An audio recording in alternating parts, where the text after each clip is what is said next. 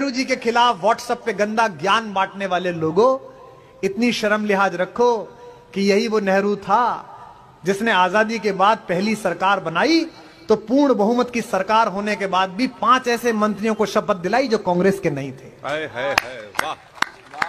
कानून के जानकार पूज्य बाबा साहब भीमराव अंबेडकर को कानून मंत्री बनाया, और यहां बैठे हो दक्षिण पंथ के लोग तो उनकी तालियां शायद इस बात पर मिलें, और आगे से बुराई करने से पहले सोचना, जिस नेहरू को गाली देते हो उसी नेहरू ने आपके सबसे बड़े पूर्वज, आपकी पार्टी के संस्थापक श्यामा प्रसाद मुखर्जी को कश्मीर मामलों का मंत्री बनाया। वाह वाह वाह वाह। और जब हम वियना में गए अपना पक्ष प्रस्तुत करने के लिए तो पूर्ण बहुमत की सरकार के बाद भी नरसिंह राव ने अपनी पार्टी के किसी आदमी को नहीं भेजा। सबसे अच्छे वक्ता कवि कुल वंश के मौली मणि पंडित अटल बिहारी वाजपेयी से कहा कि आप जाकर बोलकर इतना तो सीख।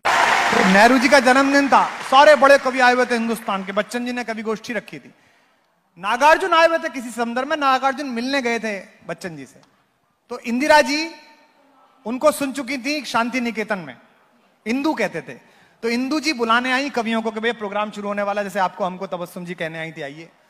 तो देखा बाबा नागार्जुन बैठे हैं, तो इंदू जी ने कहा कि बाबा आप भी चलिए, पापा की बर्थडे है, आप कविता। तो नागार्जुन ने कहा, जवान नागार्जुन ने, कि इंदू तुम्हारे पिताजी हमारी कविता सुन नहीं पाएंगे। अब इंदिरा जी तो बहुत शालीन थी और स्वीकार करने वाली थी। इंदिरा जी ने कहा नहीं नहीं कोई बात नहीं, आप चलिए, सब स्वीकार करेंगे, आप चलिए, मेरा इसरार किया। बच्चन जी ने भी शर्मा शर्मी कहा कि चलिए चलिए। तो नागार्जुन गए और ताकत देखिए, हिंदुस्तान का इतना बड़ा मसीहा, आज के लोगों की तो क्या ताकत होगी, नेहरू के बारे में कुछ भी फैला लो आप यार, कुछ भी आप व्हाट्सएप यूनिवर्सिटी पे अपना सिलेबस भेजते रहो, कोई फर्क थोड़ी पड़ता है उससे।